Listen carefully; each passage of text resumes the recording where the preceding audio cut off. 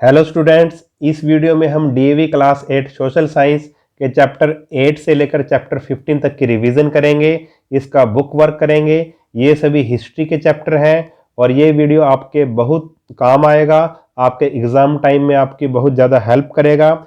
और ये वीडियो आप हमारे second channel edu magnet academy पर देख रहे हैं। हमारे फर्स्ट चैनल एजू मैग्नेट पर जाकर आप इन सभी चैप्टर्स की एक्सप्लेनेशन वीडियो देख सकते हैं। तो शुरू करते हैं वीडियो। तो सबसे पहले आप वीडियो को लाइक कर दीजिए। सबसे पहले हिस्ट्री का चैप्टर 8 है द मॉडर्न पीरियड। इसके हम बुक वर्क देखते हैं। ए पार्ट है इसका, tick the correct option. Modern period of Indian history began in the. Indian history का जो मॉडर्न पीरियड है वो कब शुरू होता है? तो इसका आंसर होगा 18th सेंचुरी। ठीक है। सेकंड है the call you give me blood and I will give you freedom was given by. ये किसने कहा था कि तुम मुझे खून दो मैं तुम्हें आज़ादी दूंगा? तो ये नारा दिया था सुभाष चंद्र बोस ने। थर्ड है in which language was the newspaper Kesari published. जो केसरी नाम का न्यूज़पेपर था वो किस लैंग्वेज में पब्लिश होता था, निकलता था? तो वो थी Marathi language. Fourth, which one of the following was a major factor in strengthening the national movement in India? तो इसका आएगा discontentment among the masses against the colonial power। Fifth है the book unhappy Indian was written by। Unhappy Indian book किसने लिखी थी? तो इसका answer है लाला लाजपत राय। बी पार्ट है हमारे पास, filling the blanks. Land revenue settlement are an important source of dash. तो इसका आंसर होगा इंफॉर्मेशन। जो लैंड रेवेन्यू सेटलमेंट थी वो हमें इंफॉर्मेशन देती है। ठीक है, हिस्ट्री के बारे में बताती है। Second, collection of Gandhi ji's writing has been preserved and displayed at. जो गांधी जी की जो पत्र वगैरह है, राइटिंग वगैरह है, वो कहाँ पर रखी गई है और कहाँ पर हम उन्हें देख सकते हैं? तो इसका आंसर होगा the Gandhi Smriti near Rajghat. हम यहाँ जाकर राजघाट में जाकर गांधी स्मृति में हम इसको देख सकते हैं। थर्ड है the Indian national Congress was established in. Indian national Congress कब एस्टेब्लिश्ड हुई थी? तो इसका आएगा 1885। ये इंपॉर्टेंट क्वेश्चन है। फोर्थ है the revolt of 1857 was ruthlessly suppressed bye colonial power. यानी कि ब्रिटिश ने इसको क्या कर दिया था, इस जो रिवॉल्ट हुआ था उसको ख़त्म कर दिया था। फिफ्थ है the dash reform was introduced इन 1909। कौन से रिफॉर्म थे वो जो इस सन में आए थे? तो वो थे मॉर्ले मिंटो रिफॉर्म। देखो ये जो क्वेश्चन होते हैं, ये बुक वर्क जो होता है ये बहुत ही ज़्यादा इंपॉर्टेंट होता है। इसमें सभी जितना भी आपका चैप्टर है वो सारा आ जाता है। जिसने चैप्टर का एक्सप्लेनेशन वीडियो अच्छे से देख रखा है वो ये क्वेश्चन समझ के कर सकता है। ठीक है, और इसमें घुमा फिरा के आ सकता है। जैसे इसमें फिलिंग द ब्लैंक्स है और ये सीधा आपका प्रश्न बनाकर दे सकता है, क्वेश्चन बनाकर दे सकता है कि इंडियन नेशनल कांग्रेस की स्थापना कब हुई? तो आप आंसर दोगे ये। ठीक है, तो ऐसे ये घुमा फिरा के क्वेश्चन हमें बना सकता है। अब सी है इसका, जैसे अमृत बाजार पत्रिका, ये किस लैंग्वेज में पब्लिश होती थी? ये बंगाली लैंग्वेज में पब्लिश होती थी। ठीक है, इस तरह से क्वेश्चन बना सकता है पेपर में आपके लिए। माई एक्सपेरिमेंट विद ट्रूथ, ये किसने लिखी थी बुक? महात्मा गांधी ने। Simon Commission report, Simon Commission report 1929 को आई थी। Transfer of power to the British crown, ये कब हुआ था? 1858 को। Freedom is our birth right, ये किसने कहा था? बाल गंगाधर तिलक ने। ठीक है, तो ये हमारा लेसन 8 कंप्लीट हुआ। अब नेक्स्ट लेसन देखते हैं हम। नेक्स्ट लेसन है हमारा lesson 9, establishment of company rule in India. Tick the correct option है इसमें। Where is Fort William located? Fort William कहाँ है? ये है कलकत्ता में। ये किला, फोर्ट विलियम का जो किला है वो कहाँ पर है? कलकत्ता में। सेकंड है the battle of Plassey was fought in the year. Plassey का बैटल कब लड़ा गया था? 1757 को। ये इंपॉर्टेंट क्वेश्चन है, आ सकता है। थर्ड है which ruler was killed in the fourth Anglo Mysore war. जो अंग्रेजों और मैसूर के बीच में जो लड़ाई हुई थी, चौथी लड़ाई हुई थी, उसमें कौन मारा गया था? टीपू सुल्तान। उसमें टीपू सुल्तान की डेथ हो गई थी। ठीक है। फोर्थ है the first governor general of British India was. First governor general of British India कौन था? Warren Hasting. फिफ्थ है in which battle Sirajuddaulah was defeated by Robert Clive. कौन सी लड़ाई में रॉबर्ट क्लाइव ने सिराजुद्दौला को हराया था? तो ये थी बैटल ऑफ प्लासी, जो 1757 को हुई थी। ठीक है। अब फिलिंग द ब्लैंक्स है dash was the capital of Carnatic. Carnatic की कैपिटल कौन थी? आरकोट। सेकंड है dash built small army unit at presidency settlement. तो ब्रिटिश आएगा इसका। थर्ड है dash was called back to France in disgrace. किसको फ्रांस में वापस बुला लिया गया था? वो था डुप्ले। ठीक है। फोर्थ है dash means the right to collect land revenue. Land revenue collect करने को क्या कहते थे? दीवानी। फिफ्थ है second Anglo Mysore was ended with the treaty of Mangalore in 1784। C है हमारा match the following. Lord Wellesley, इसको हम मिलाएंगे governor general of India in 1798 को ये बना था हमारा governor general of India. Tiger of Mysore किसको कहते हैं? टीपू सुल्तान को। लॉर्ड डलहौजी को हम मिलाएंगे ए से। ठीक है। और अनवरुद्दीन नवाब ऑफ कार्नाटिक और मीर कासिम नवाब ऑफ बंगाल था ये। ठीक है। तो ये चैप्टर भी हमारा कंप्लीट हुआ। अब नेक्स्ट चैप्टर देखते हैं। अब चैप्टर 10 है, चैप्टर 10 को देखते हैं। चैप्टर 10 के टिक the correct option. Under the Mahalwari system the word Mahal means. Mahalwari system में महल वर्ड का मीनिंग क्या है? तो महल वर्ड का मीनिंग है a group of villages. Second है the ryotwari system was introduced by. ये रायतवारी सिस्टम कौन लेकर आया था? Thomas Munro. थर्ड है the other name of zamindari bandobast was. जमींदारी बंदोबस्त का दूसरा नाम क्या है? ये है परमानेंट रेवेन्यू सिस्टम। फोर्थ है who was the leader of the Santhals revolt. Santhal जो रिवोल्ट हुआ था उसका लीडर कौन था? उसका लीडर था सिद्धू एंड कान्हू मुर्मू। फिफ्थ है where did industrial revolution began first. Industrial revolution दुनिया में कहाँ पे स्टार्ट हुई थी? तो वो देश था इंग्लैंड। अब बी है इसका filling the blanks. English shattered the self sufficient dash economy. जो इंग्लिश थे, अंग्रेज थे, उन्होंने हमारी जो रूरल इकोनॉमी थी उसको ख़त्म कर दिया था। ठीक है। सेकंड है many tribals left forest in search of livelihood. ठीक है। लिवलीहुड के लिए उन्होंने, जो ट्राइबल्स थे, उन्होंने फॉरेस्ट को छोड़ दिया अपना जीवन चलाने के लिए। थर्ड है zamindari system was introduced in Bengal by Lord Cornwallis. Bengal में जमींदारी सिस्टम कौन लेके आया था? Lord Cornwallis.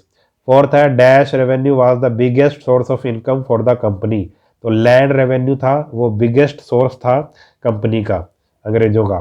फिफ्थ है बेसिक और dash industry started in India after independence. तो बेसिक और की इंडस्ट्री, इसका आंसर आएगा की। ठीक है। अब आगे हमारे पास है true and false.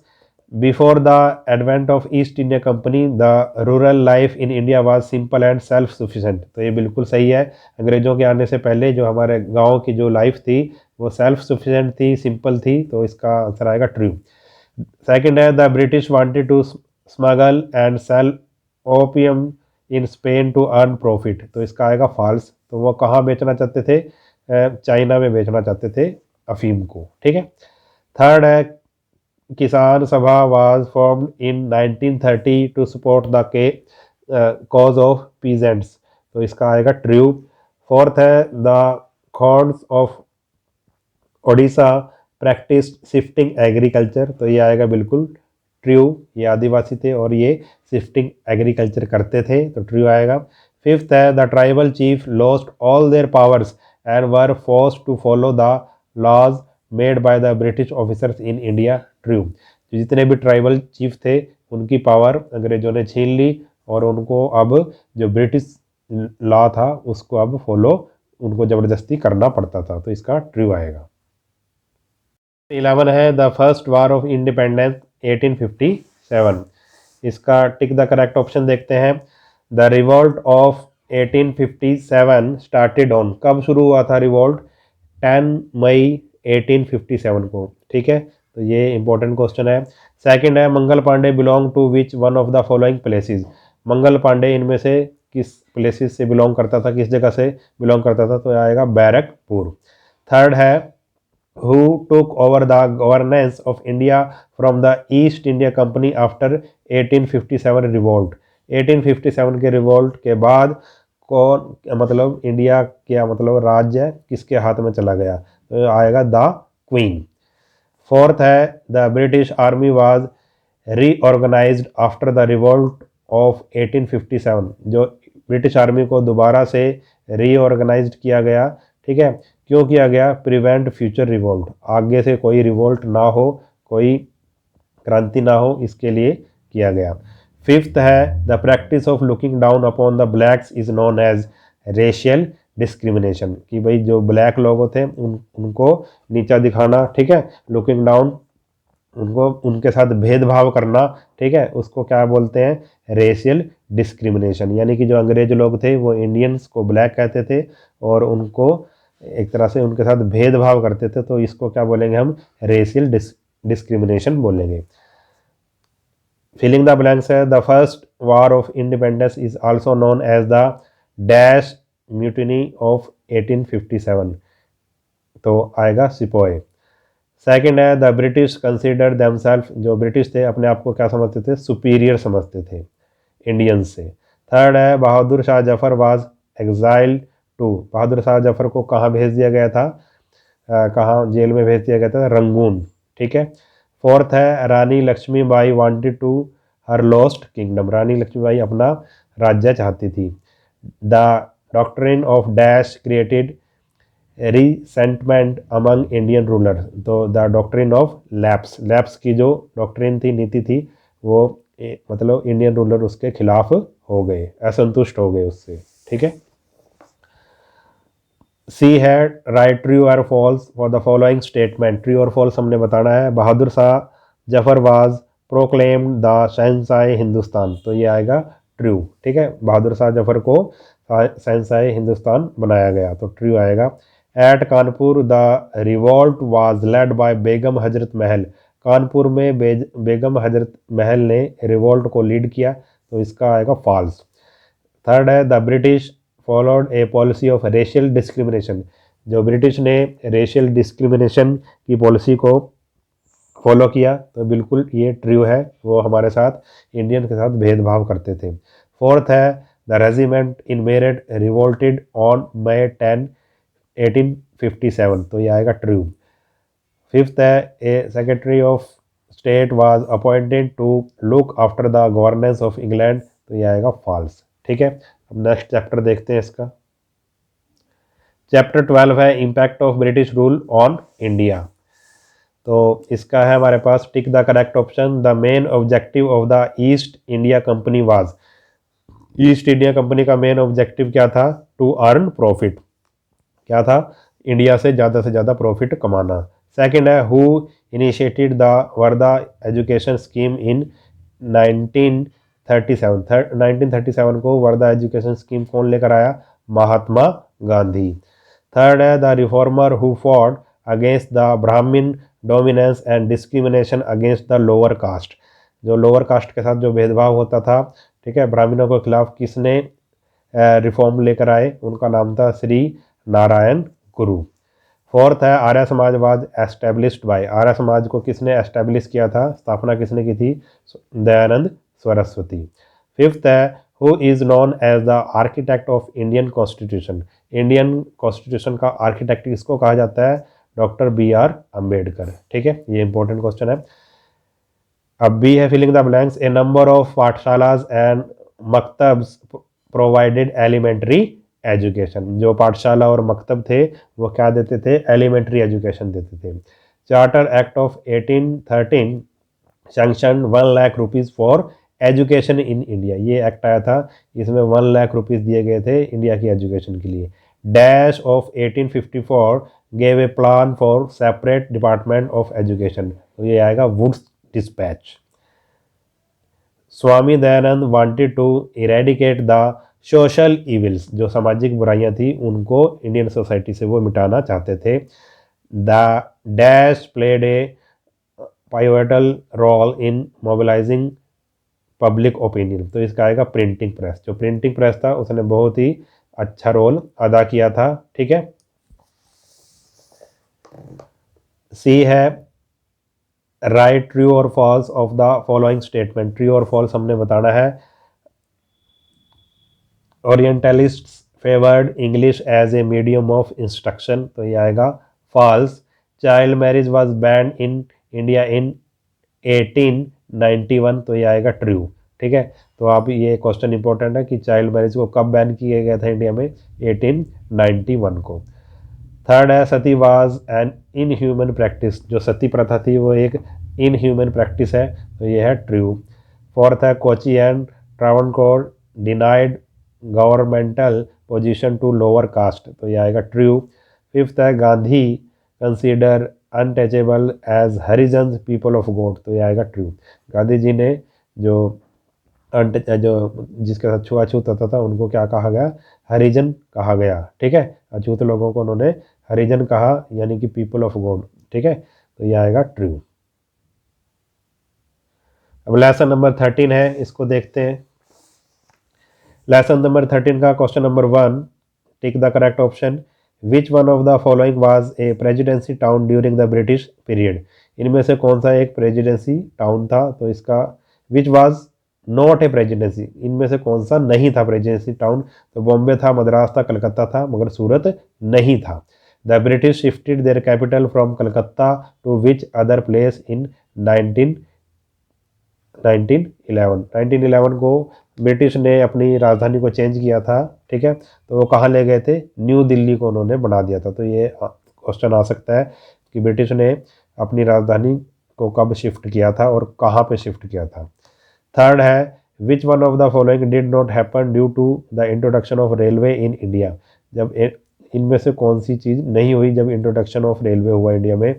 Freedom from foreign exploitation. ठीक है, फोर्थ है employment opportunities of Calcutta increased many time due to, जो कलकत्ता में जो एम्प्लॉयमेंट बढ़ गई, नौकरियां बढ़ गई थी, किसके कारण बढ़ गई थी, बिल्डिंग इंफ्रास्ट्रक्चर फैसिलिटीज़। ठीक है, इसके कारण। फिफ्थ है which one of the following was not an objective of new Delhi municipal committee set up by the Britishers, इनमें से कौन सा जो न्यू दिल्ली म्यूनसिपल कमेटी थी इनमें से कौन सा उसका ऑब्जेक्टिव नहीं था। To construct more open nallahs to drain out water, open नाला बनाने के लिए। ठीक है, उनका कोई ऑब्जेक्टिव नहीं था कि खुली नालियां बनाए वो वाटर को ड्रेन करने के लिए। अब बी है इसका, the great literary figures like dash dash and dash were influenced by English pattern of writing, इनमें से जो ये राइटर हैं वो इंग्लिश मतलब तरीके को, इंग्लिश जो पैटर्न था राइटिंग का उससे वो प्रभावित हुए। तो इसका ना आप दे सकते हो रविंद्रनाथ टैगोर, अरविंदो घोष, सरोजनी नायडू, मुल्कराज आनंद, आर के नारायणन। ठीक है, इनमें से आप कोई भी आप भर सकते हो। ठीक है, अब many huge wonders were built in the port city of Madras by the britishers, तो बहुत अच्छी अच्छी बिल्डिंगें बनाई गई, तो आर्किटेक्चरल। थर्ड है many English painters arrived in India in search of princely patronage. Fourth है Calcutta was dash capital of britisher, imperial capital of britishers, where as there जो समर कैपिटल थी वो क्या थी, शिमला थी। ठीक है, दो कैपिटल थी उनकी, कलकत्ता और शिमला। ठीक है, गर्मियों के समय वो शिमला में आ जाते थे। फिफ्थ है Delhi development authority was set up 1955 to develop the and manage land in Delhi। ठीक है, तो 1955 को दिल्ली डेवलपमेंट अथॉरिटी का सेटअप किया गया। अब match the following, relocation of new Delhi as the British capital, ये कब हुआ था? 1911 में। Formation of Delhi municipal committee कब बनाई गई थी? ये 1863।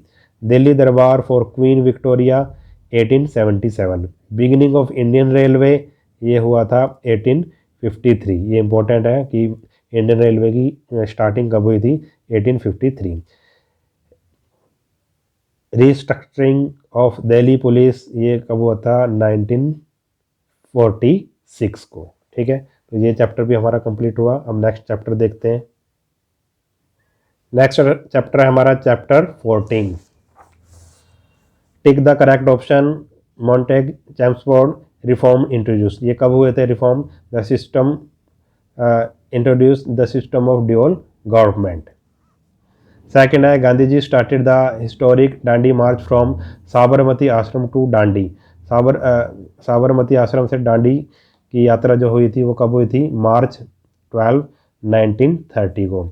थर्ड है what was the British motive behind the partition of Bengal in July 1905। तो जो ब्रिटिश ने बंगाल का पार्टीशन किया था उनका मोटिव क्या था? The Britisher wanted to weaken the Hindu Muslim unity, वो हिंदू मुस्लिम यूनिटी को कमज़ोर करना चाहते थे। फोर्थ है who amongst the following was not a moderate, इनमें से कौन सा एक मॉडरेट नेता नहीं था? तो इसका आंसर आएगा Lala Lajpat Rai. Dash the slogan do or die, do or die का स्लोगन किसने कब दिया गया था? क्विट इंडिया मूवमेंट के टाइम ये स्लोगन दिया गया था। अब बी है हमारे पास the rule of East India company ended on, East India company का रूल इंडिया में कब खत्म हो गया? नवंबर 1 1858 को। Dash was organized by Netaji Subhash Chandra Bose, Indian national army Subhash Chandra Bose ने ऑर्गेनाइज की थी। थर्ड है early phase of Congress was under moderate leader. ठीक है, जो शुरू में जो कांग्रेस थी वो मॉडरेट लीडर के अंडर थी। फोर्थ है home rule league was started by dash in Madras, तो इसका आएगा Annie Besant. Rowlatt act empowered the Britishers to put people in jail without trial. ठीक है, तो इसका आंसर आएगा ट्रायल। अब हमारे पास सी है match the following. Formation of Indian national Congress कब हुई थी? 1885। मॉर्लेमोंटो रिफॉर्म कब हुए थे? 1909। फॉर्मेशन ऑफ मुस्लिम लीग हुई थी 1906। मॉन्टेग चैम्सफोर्ड रिफॉर्म ये हुए थे 1919 को। Simon commission of India 1927। तो ये चैप्टर भी हमारा कंप्लीट हुआ। अब देखते हैं हम इसका नेक्स्ट चैप्टर। ये हमारा हिस्ट्री का लास्ट चैप्टर है, चैप्टर नंबर 15। अब इसको देखते हैं। तो इसका फिलिंग द ब्लैंक्स है, टिक द करेक्ट ऑप्शन है the first governor general of independent India was. First governor general कौन था इंडिपेंडेंट इंडिया का? Lord Mountbatten. Sikkim becomes a part of India in the year, जो सिक्किम था इंडिया का पार्ट का बना 1975 को। Agricultural production in India shot up due to, जो एग्रीकल्चर जो प्रोडक्शन था इंडिया का कब हुआ शुरू, मतलब कब उसको गति मिली? तो जब ग्रीन रेवोल्यूशन हुआ। Who imposed emergency in India इन 1975, 1975 को इमरजेंसी किसने इम्पोज की थी इंडिया में? तो Indira Gandhi. Pondicherry was liberated from, जो पौंडीचेरी था वो किससे छुड़वाया गया, किससे आज़ाद करवाया गया? वहाँ पे जो फ्रेंच पीपल थे, जो फ्रांस के लोग थे, उनका राज था, तो द फ्रेंच। ठीक है, अब बी है the first 5 year plan was presented for the period 1951 to 1956। जो फर्स्ट 5 ईयर पंचवर्षीय योजना थी वो भारत में इस साल से लेकर इस साल तक हुई थी, 1951 से 1956 तक। सेकंड है the Indian independent act was based on Mountbatten plan. Third है dash was the governor general of free India. Governor general का लास्ट, इंडिया का लास्ट गवर्नर जनरल कौन था फ्री इंडिया का? Chakravarti Rajagopalachari. As per the Indian independence act 1947 the princely state were given the freedom to decide which dominion to join। ठीक है, जब ये act हुआ था तो जितने भी राजा रजवाड़े थे उनको कहा गया था कि आपकी मर्जी है, आप किसी के साथ भी जा सकते हैं, किसी को भी ज्वाइन कर सकते हैं, चाहे इंडिया को चाहे पाकिस्तान को। ठीक है। फिफ्थ है the state of dash and dash join India after military action. Military action करके यानी कि सेना की मदद से किसको इंडिया के साथ मिलाया गया था? जूनागढ़ और हैदराबाद स्टेट को इंडिया में मिलाया गया था। अब हमने स्टेटमेंट को टेक्निकल टर्म देनी है। The institution responsible for holding free and fair election of India. India में फ्री और फेयर इलेक्शन कौन करवाता है, कौन सा इंस्टीट्यूशन है? उस इंस्टीट्यूशन का नाम है the election commission of India. Second है the colonial state liberated from the Portuguese in 1961। 1961 से पुर्तगालियों से कौन सी मतलब स्टेट को आज़ाद कराया गया? तो वो था गोवा। ठीक है। The assembly that made the constitution of India, तो उसको बोलेंगे हम कॉन्स्टिट्यूएंट असेंबली, जिसने कॉन्स्टिट्यूशन ऑफ इंडिया बनाया था।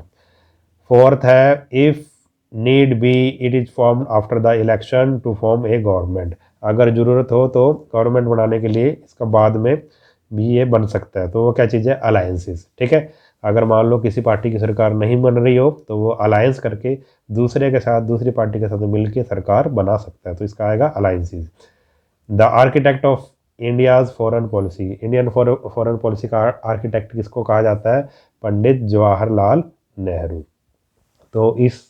तो इस तरह से हमारा ये सारे हिस्ट्री के जितने भी चैप्टर थे कंप्लीट हो गए। अगर वीडियो आपको अच्छा लगा है तो चैनल को सब्सक्राइब कर लेना और वीडियो को अपने सभी दोस्तों के साथ शेयर ज़रूर कर देना। मिलते हैं नेक्स्ट वीडियो में, तब तक के लिए नमस्कार।